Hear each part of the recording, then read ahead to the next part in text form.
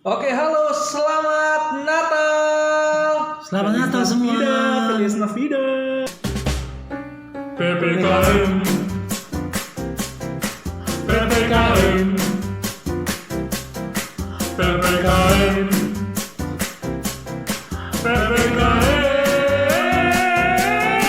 PPKM Podcast pola kegiatan abang gereja. Oke, semoga kita dalam kondisi baik-baik saja dan tidak ada masalah ya. Amin. Baik Oke. dong. Pastinya dong. Dan untuk edisi Natal kali ini semoga kalian sudah misa ya, tidak hanya ikut merayakan tapi juga sudah ikut misa Natal ya. Ikut kan? Ikut kan? Misa Natal. Misa malam Natal, terus besok pagi juga harus ikut. Oh, Udah belum? itu ya? Iya dong, Yes. biar komplit. Emang harus. Ya biar Kalau komplit. kalau gue sih biasanya itu cuma malam Natal doang gimana? Wah, Sama tuh. waduh. Iya kan? Sama. Sayang loh, Nih ya, sayang. biasanya malam Natal kan ngambilnya yang jam 9 tuh. Terus malam-malam selesainya malam nih. Udah ngantuk. Ya Tengah udah malam. jadi ya udah tidur aja gitu. Wah, Ketiduran. sebenarnya sih sayang ya kalau misalkan melewatkan momen ini, karena kan salah satu momen Natal itu kan kita salah satunya adalah tradisi di malam Natal adalah salah satu ciri khasnya adalah lilin ya. Lilin. betul. Lilin. Nah, kemudian perayaan yang benar-benar menyambut sang juru selamat di pagi hari itu luar biasa seharusnya biar komplit seperti kalau kita makan sayur itu juga dengan garamnya jadi rasanya begitu nikmat gitu Ibu Gon ya. Iya. Tapi iya sama sih. Saya juga biasanya selalu ikut misa malam Natal tuh yang sesi 2, jadi udah tengah malam sampai rumah. Ya udah. Biar diasumsikan antara 24 dan 25 gitu ya. Iya. Kalau di gereja gue paginya tuh untuk yang umum, misa keduanya tuh untuk yang anak-anak. Anak-anak. Oh, gitu gitu. kan. Jadi Iya. ya Tahu nggak sih kenapa selalu misa di tanggal 25 pagi itu anak-anak? Ada tahu nggak? Ya karena bayi Yesus. Iya. Nah, Iya betul. berarti begitu kan? Nah, berarti arti kita juga sebenarnya kalau menurut saya nih Bung Bon dan Bung Febri, kita nih dianggap juga adalah kanak-kanak Nasaret dong gitu. Jadi artinya semangat itu tidak boleh hilang. Ya semoga aja ya teman-teman semua juga ikut misanya di tanggal 25 dan juga malam Natal tanggal 24-nya juga ikut gitu ya. Amin. Tuh. Oke. Ideal itu bagus. Iya, itu. idealnya sih begitu. idealnya ya. Idealnya. Cuma ya. Dan sekaligus sebenarnya ini di perayaan Natal ini kita juga akan menutup tahun Santo Yosef. Tahun ini ya. Iya. Tahun ini. Betul. Sebetulnya Tahun itu liturginya ya. Nih mungkin untuk sekilas infonya nih Bung Bona nih paling lebih banyak detailnya nih untuk mengenai Santo Yosef itu seperti apa untuk di tahun ini gitu. Ya. Jadi sebenarnya sudah berakhir tanggal 8 ya. Tapi ya ada baiknya juga kita tahu sedikit di saat merayakan Natal ini, karena bagaimanapun keluarga kudus itu 3 ya. Yosef, Maria, Yesus. Yesus itu sendiri. Jadi Iya. Natal ya pasti tidak mungkin tidak membahas Yosef. Tentang Yosef ya. Cuma kalau tahun Santo Yosef sudah ditutup sebenarnya kemarin 8 Desember. Oke. Jadi itu memperingati 150 tahun deklarasi Santo Yosef sebagai pelindung gereja. Nah, itu dirayakan lagi dari tahun 8 Desember 2020 sampai 8 Desember 2021 sebagai tahun Santo Yosef dideklarasikan oleh Paus Fransiskus. Oh, Oke. oke. Menarik nih. Saya jadi dapat yang baru nih. Ternyata udah 150 tahun ya. Itu udah lumayan lama banget loh. 1,5 abad ya. Iya, 1,5 abad. Berarti artinya peran Yosef ini dianggap oleh Gereja Katolik begitu besar ya. Peran penting ya. Besar Penting. sekali. Walaupun tadi sempat agak sedikit berpikir kalau kita cari di kitab suci gitu ya, Santo Yosef itu saya lihat dialognya kayaknya hampir sedikit ya. Sedikit. Hanya di ini ya, di awal-awal Di ya. awal. Ketika Iya. Yesus dewasa juga kayaknya Nyaris ada ya. nyaris tidak Nggak ada terdengar. ya. Hanya paling yang ketika Yesus diketemukan dalam bait Allah. Bait Allah. Baru itu sampai situ ya kayaknya terakhir ya. Ya, mungkin seperti di keluarga ya. Seorang ayah, seorang bapak itu tidak banyak bicara ya. Tapi sebenarnya ketika kita pulang malam, kita belum pulang, itu pasti mama tuh selalu ditanyain sama papa tuh, mana sih anak itu, mana sih anak kita. Nah sama Santo Yosef tuh kayak gitu, dia tuh tindakan ya.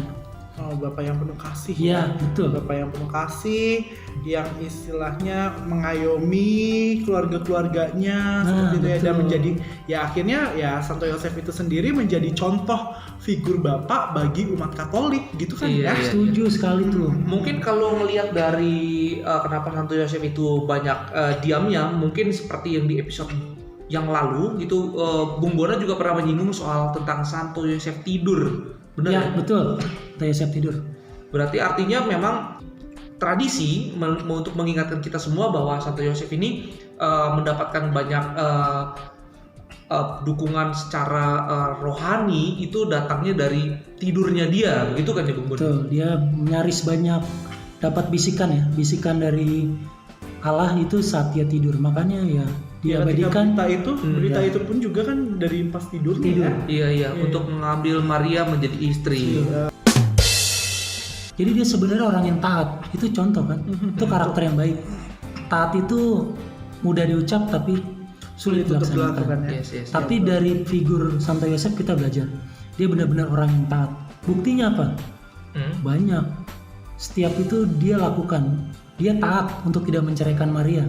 Iya, itu betul. Ketika dia dapat bisikan bahwa Maria mengandung dari Roh Kudus. Oke. Betul. Terus Lalu ketika mereka diminta untuk pergi ke Mesir, nah itu benar. Yosef taat pergi ke Mesir karena Herodes yang mau habis itu ya, Oh, yang habis iya, mau melahirkan ya.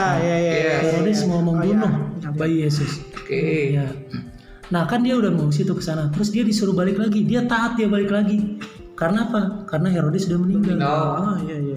Ya, terus setelah itu ya Yosef taat menemani, walaupun dia tidak kelihatan bicaranya di kitab suci, tapi dia membesarkan juga Yesus. Yesus ya, punya peranan Iya, di situ Punya ya. peran. Iya, tapi kalau kita lihat di kitab suci, saya cuma melihat peran atau keterlibatan secara langsung yang ditulis di kitab suci itu sampai dengan Yesus berumur 12 tahun. Pada saat sudah lebih dari itu, pertanyaan saya, kemana ya Bung Bon? 12 tahun itu yang pada saat Pada saat yang ditemukan ya? ditemukan di bait Allah, ternyata Yesus sedang berdiskusi dengan para imam. Iya kan terakhir di situ. Di situ habis itu saya nggak pernah menemukan lagi. Iya, pada saat bahkan penyalipannya pun juga Nggak ada. Iya, betul. Tidak Itu ada. menjadi pertanyaan saya juga sih. Ya itu yang jadi apa ya? Tidak ada bukti otentik ya. Yang pasti mungkin mendampingi secara dekat tapi memang tidak termuat dalam Alkitab atau kitab Oke. suci. Berarti Yusuf ini cukup banyak menerima sebetulnya anugerah dari Tuhan untuk bisa membesarkan juru selamat loh sebetulnya di sini ya. Berarti Betul. dia bisa dikategorikan sebagai seorang bapak yang menerima siap gitu. Betul. Tanpa syarat apapun gitu. Bahkan ketika dia mendapatkan visual itu dari tidurnya gitu kan, dan harus menerima Maria, ya pada akhirnya dia juga menerima Berani. kan. Iya. Karena taatnya itu akhirnya ia pun bisa menerima hal tersebut kan. Yes, betul. Gitu. Betul, setuju. Ya di Iya. situ kok menurutku ya dia laki-laki atau figur yang sebenarnya bisa kita contoh bahwa kita harus menerima keadaan apapun gitu ya. Betul, Kita setuju. menerima keadaan apapun, Yes, betul. dengan kita menerima maka kita ikhlas, maka semuanya, dan kita berserah pada Tuhan, maka semuanya akan berjalan dengan baik-baik saja. Amin. Gitu kan. Yes, Ya. betul. Lalu tadi kan ada itu ya, tadi ucapan setelah 12 kemana ya? Ya, jadi Santo Yosef itu salah satu figur yang hidup dalam bayang-bayang. Bayang-bayang siapa? Bayang-bayang Yesus dan Maria. Oke. Dalam arti ya memang tidak banyak yang tahu sepak terjangnya. Tapi yang pasti dia seorang yang bekerja. Bekerja dalam diam. Ya, coba. Dia setiap didapat bisikan itu kan dia langsung melakukan tindakan. Jadi dia memang rela, sepertinya mungkin sudah dikondisikan sama Allah bahwa dia hidup dalam bayang-bayang. Oke. Jadi dia rela mengorbankan diri. Jadi seperti filosofi lilin, rela membakar dirinya ya untuk orang lain. Oh iya. Berkaitan dengan berkaitan dengan dia bekerja melakukan segala sesuatunya, makanya dia digelari oleh Santo Yusuf Pekerja. pelindung para pekerja ya. Iya. Oke, Betul. ya menarik. Iya menarik juga. Santo Yosef ini sebenarnya juga orang yang kreatif kalau menurut saya. Betul. Kayak kreatifnya di sini adalah dia tuh pada saat diminta untuk meninggalkan Mesir gitu ya.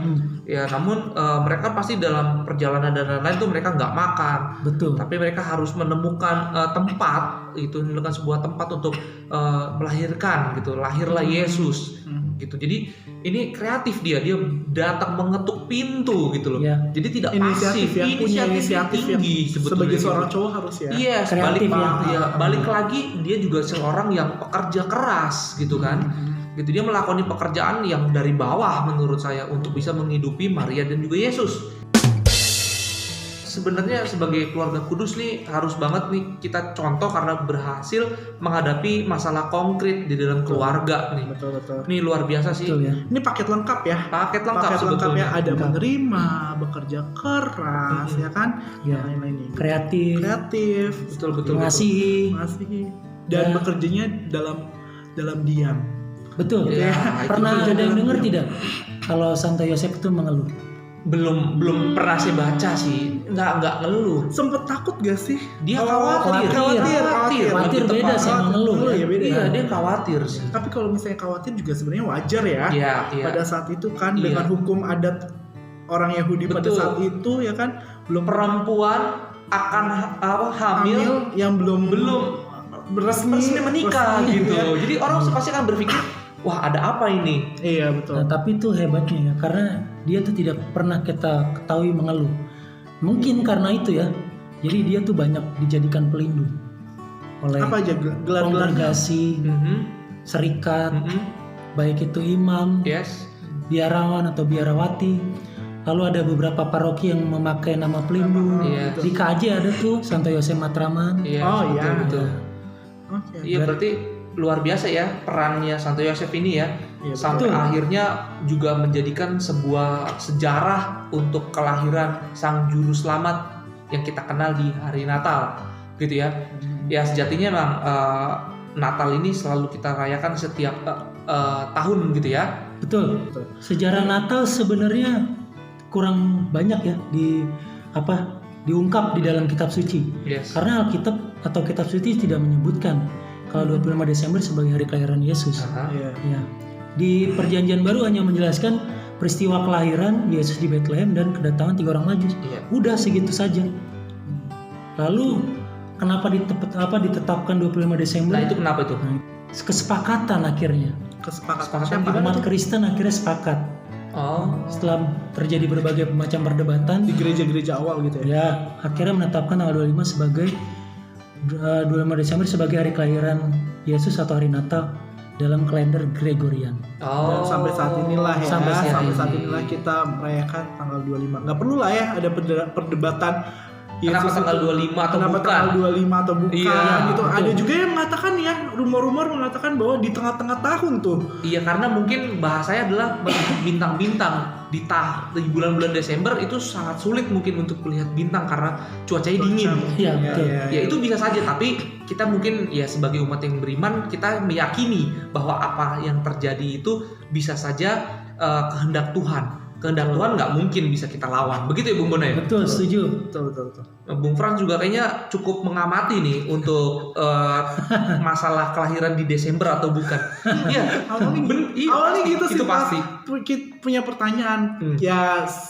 Ya kita sebagai manusia pasti punya rasa curious, Iya. pengen tahu kan kapan Ya. sih tepatnya gitu kan, biar ya bukan menggoyahkan iman kita ya, Betul. cuman seenggaknya ya itu menjadikan referensi, atau kalaupun misalnya nanti ditanya sama Ya. anak cucu kita gitu kan, kita bisa ngejawab dengan baik gitu. Iya mungkin pernyataannya sama seperti Santo Thomas ya, walaupun harus tidak harus dicucukkan, nggak dicucukkan. mesti harus seperti itu.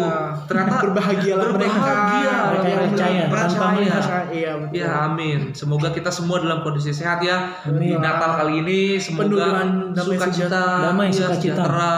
Semoga Bung Bona, Bung Frans dan kita semua yang ada di sini juga berbahagia di dalam kasih Kristus di Natal ini. Haleluya. PPKM PPKM